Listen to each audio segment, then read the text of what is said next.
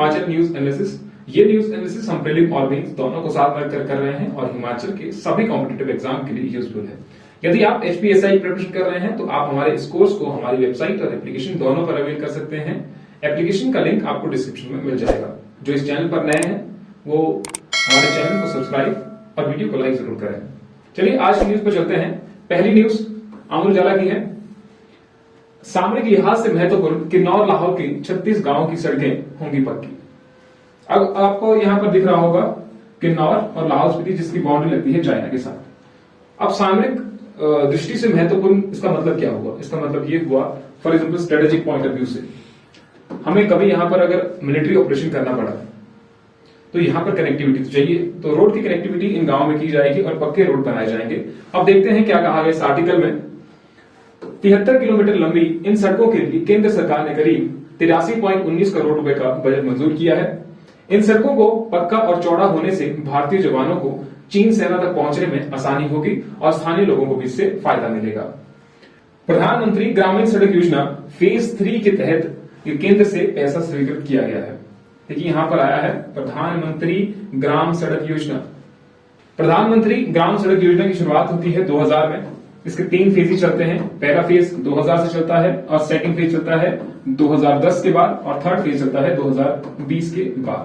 तो 3 फेजेस है। तो यहां पर बात की जा रही है थर्ड फेज की, प्रधानमंत्री ग्राम सड़क योजना। ठीक है जी, नेक्स्ट न्यूज पे चलते हैं। द ट्रिब्यून, फिश एंगलिंग हट इनॉग्रेटेड। फिश एंगलिंग का मतलब यह है, यहां पर आपको इमेज दिखाते हैं ताकि आपको और अच्छे से समझ आए। तो इस तरीके से इसे कहते हैं फिश एंगलिंग। तो फिश एंगलिंग हट इनॉग्रेट किया गया है। देखते हैं इस आर्टिकल में क्या कहा गया है। Fisheries and rural development minister Virendra Kanwar today inaugurated an angling hut and a fish landing centre.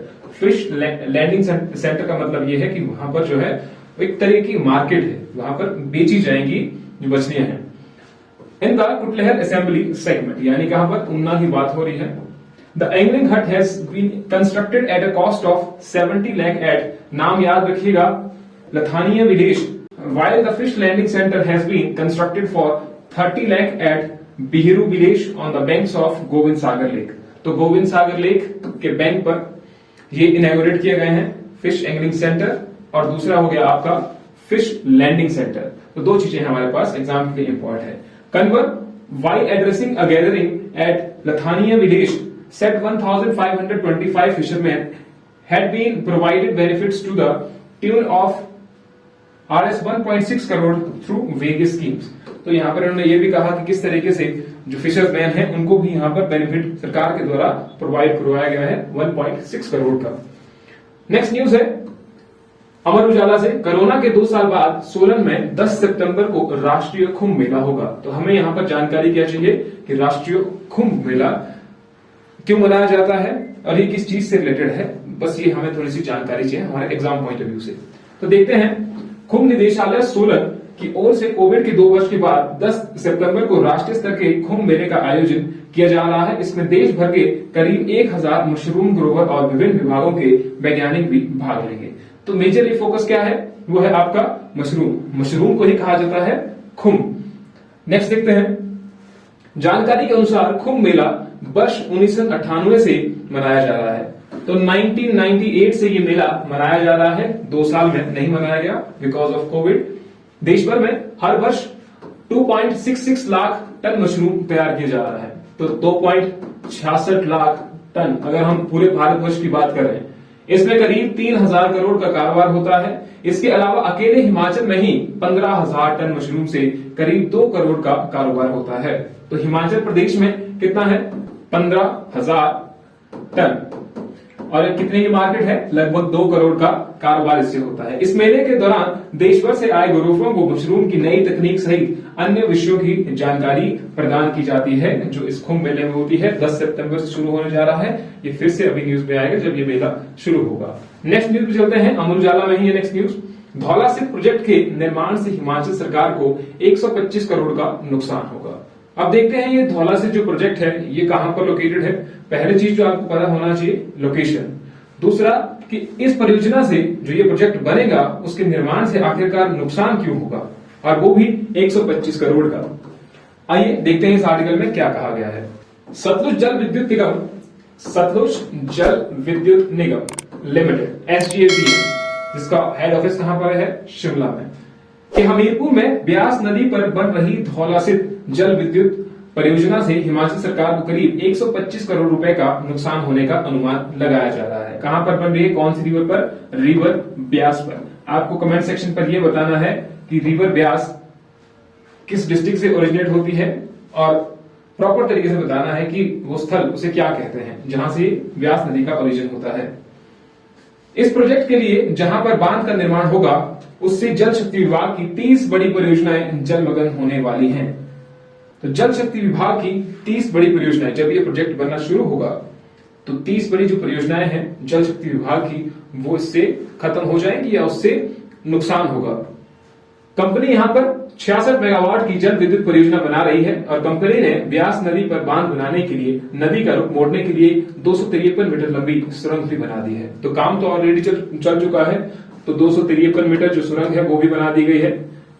और कितने मेगावाट का प्रोजेक्ट है? 66 मेगावाट का ये प्रोजेक्ट है। अब उन परियोजनाओं के बारे में देखते हैं हल्का हल्का सा कि ये कौन सी ऐसी परियोजनाएं हैं जिनको खतरा है या उन सभी परियोजनाओं को इस प्रोजेक्ट बनने से नुकसान भी हो सकता है। तो बात करें कांगड़ा जिले की, मुख्य तौर पर यह परियोजनाएं होंगी प्रभावित। जैसे कि जिला कांगड़ा के तहत 1.70 करोड़ की लागत से निर्मित कुहनडोल पेयजल परियोजनाएं। इसी तरीके से जो पेयजल परियोजनाएं हैं, अगर हम और भी देखें तो बहुत सारे नाम इसमें बताए गए हैं, कौन कौन से नाम हैं, लेकिन हमारे एग्जाम पॉइंट ऑफ व्यू से ये इंपॉर्टेंट नहीं है क्योंकि ये नाम बहुत ज्यादा है। जैसे कि कांगड़ा में बहुत सारी ऐसी परियोजनाएं हैं, पेयजल की परियोजनाएं हैं या जल उठाओ ऐसी योजनाएं बनाई जाती हैं, जैसे नदियों से जल उठाया जाता है, तो वो भी प्रभावित हो सकती हैं। और जैसे ट्रीटमेंट प्लान हो गए, सिंचाई योजना के लिए पानी उठाया जाता है नदियों से, लेकिन जब ये प्रोजेक्ट बनना शुरू होगा तो वो भी प्रभावित होंगी, सिंचाई व्यवस्था भी प्रभावित होगी, ये ट्रीटमेंट प्लान भी, और साथ साथ में ही जो पेयजल योजनाएं हैं वो भी प्रभावित होंगी। हमीरपुर जिले की मुख्य तौर पर प्रभावित होने वाली जो परियोजनाएं हैं वो उनके प्रमुख नाम यहाँ पर दिए गए हैं, लेकिन वो भी हमारे एग्जाम पॉइंट ऑफ व्यू से उतना इंपॉर्टेंट नहीं है। तो ये PDF आपको टेलीग्राम में मिल जाएगी वैसे, तो वहां से आप ये नाम देख सकते हैं। एक बार नजर मार लीजिएगा इन पर ताकि थोड़ा सा हमें आइडिया रहे कि कौन कौन सी ऐसी पेयजल परियोजनाएं हैं। नेक्स्ट न्यूज है अमर उजाला से, अब नॉन एल्कोहलिक फैटी लिवर से मधुमेह का खतरा कम होगा। तो यह कहां की बात हो रही है? IIT मंडी के शोधकर्ताओं ने फैटी लिवर और टाइप 2 डायबिटीज मेलिटस के बीच जैव रासायनिक संबंधों को खोजा है। पहले यह देखते हैं कि ये मधुमेह क्या होता है, डायबिटीज आखिरकार कितने प्रकार का होता है, उस पर डिस्कशन करते हैं। मधुमेह एक गैर संचारी नॉन कम्युनिकेबल डिजीज है जो किसी व्यक्ति में तब पाया जाता है जब मानव अग्नाशय यानी कि पेनक्रियास पर्याप्त इंसुलिन, एक हार्मोन जो रक्त शर्करा या ग्लूकोज को नियंत्रित करता है। इंसुलिन जो होता है हमारी बॉडी में, वो एक तो ग्लूकोज और दूसरा शुगर को कंट्रोल करता है। अगर हमारी बॉडी में इंसुलिन प्रॉपर तरीके से ना बने या उसका बनना ही बंद हो जाए तो वो डायबिटीज का कारण बन जाता है। तो ये रहे मधुमेह के प्रकार, यानी कि डायबिटीज के 3 प्रकार होते हैं। पहला है टाइप 1, टाइप 2 और तीसरा हो गया गर्भावस्था के दौरान मधुमेह, यानी कि प्रेगनेंसी के दौरान भी मधुमेह हो सकता है। पहला है टाइप 1 में क्या चीजें होती हैं, इसे किशोर मधुमेह के रूप में जाना जाता है क्योंकि ये ज्यादातर 14 से 16 वर्ष की आयु के बच्चों को प्रभावित करता है। तो बेसिकली इसमें होता है 14 से 16 वर्ष के, और इसका इलाज भी नहीं है। टाइप 1 मधुमेह तब होता है जब अग्नाशय पर्याप्त इंसुलिन का उत्पादन करने में विफल हो जाता है। यहां पर इंसुलिन बनना ही बंद हो जाता है। तो अगर इंसुलिन बनना बंद हो जाएगा, शुगर और ग्लूकोज उनका बनना भी बंद हो जाएगा, यानी कि वो टूट नहीं पाएंगे। ठीक है।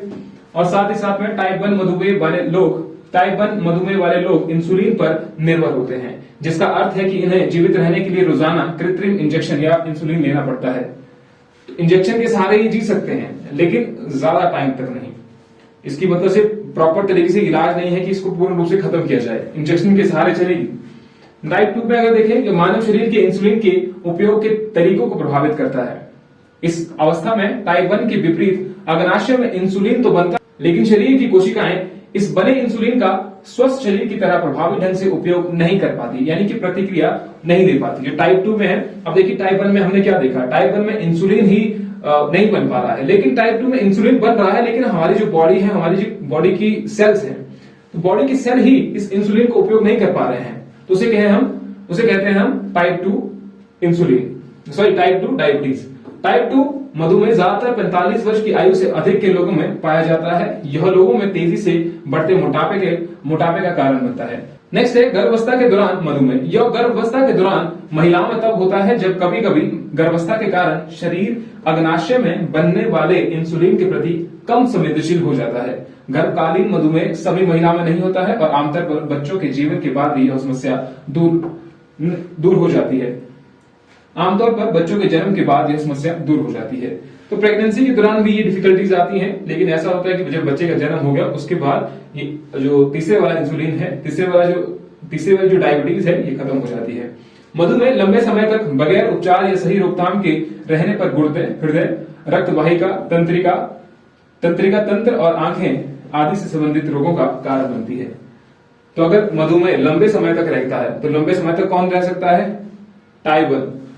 तो वो शरीर के लिए हमारे हानिकारक है क्योंकि टाइप 2 का इलाज है। और वैसे ही हमने यहां पर देखा कि जो IIT मंडी के शोधकर्ता हैं उन्होंने इसके बीच में संबंध निकाला है। देखते हैं जरा। तो ये हो गए टाइप ऑफ डायबिटीज। देखते हैं इस आर्टिकल में क्या कहा गया है। भारतीय प्रौद्योगिकी संस्थान मंडी के शोधकर्ताओं ने फैटी लिवर रोग और टाइप 2 डायबिटीज मेलिटस के बीच जैव रासायनिक संबंधों को खोज निकाला है। इस शोध से ऐसी नई तकनीक विकसित की जा सकेगी जिससे गैर अल्कोहल वसा युक्त लीवर यानी कि फैटी लिवर वाले लोगों में मधुमेह के खतरों का पहले ही पता लगाया जा सकता है। तो यहाँ पर पहले ही पता लग जाएगा कि किसको मधुमेह हो सकता है। ऐसे में देश के वयस्कों में तेजी से फैल रहे मधुमेह यानी कि टाइप 2 रोगों पर नियंत्रण किया जा सकता है। शोधकर्ताओं के आंकलन के अनुसार 40% भारतीय वयस्क नॉन फैटी अल्कोहल लिवर और मधुमेह से पीड़ित हैं। तो यहाँ पर बात हुई है लगभग भारत की जनसंख्या का 40% जो किससे ग्रसित है? नॉन फैटी अल्कोहल लिवर और मधुमेह से पीड़ित हैं। भारत में अनुमानित रूप से 77 मिलियन लोग यानी कि 11 भारतीयों में से एक औपचारिक रूप से मधुमेह से पीड़ित हैं, जो इसे चीन के बाद दुनिया में दूसरा सबसे अधिक प्रभावित बनाता है। इसके अलावा 2020 में मधुमेह, हाइपरग्लाइसेमिया, गुर्दे की बीमारी या मधुमेह की अन्य जटिलताओं से 7 लाख भारतीयों की मृत्यु हुई। तो ये आंकड़ा बहुत ही भयावह है। और ये जो मंडी के IIT शोधकर्ताओं ने यहां पर इनके बीच में कनेक्शन निकाला है, तो ये हो सकता है कि इस आंकड़े को कम करने में थोड़ी सी सहायता करें। अब चलते हैं नेक्स्ट आर्टिकल पर। दैनिक जागरण में आया हुआ है, वो है उत्तर भारत में अपहरण लापता व्यक्तियों को ढूंढने में पहले स्थान पर हिमाचल प्रदेश। तो जो अपहरण हुआ है, जिस व्यक्ति का अपहरण हुआ है या वो लापता है, उसमें हिमाचल प्रदेश पहले नंबर पर है। देखते हैं क्या कहा गया है। लापता लोगों को ढूंढने में हिमाचल पुलिस नंबर 1। राष्ट्रीय अपराध रिकॉर्ड ब्यूरो नई दिल्ली के आंकड़े में खुलासा। तो ये खुलासा हुआ है नई दिल्ली ने जो आंकड़े जारी किए हैं, रिकॉर्ड ब्यूरो, राष्ट्रीय अपराध रिकॉर्ड ब्यूरो के द्वारा जो आंकड़े जारी किए गए हैं उसमें हिमाचल प्रदेश को पहला स्थान मिला है। देखते हैं और जरा।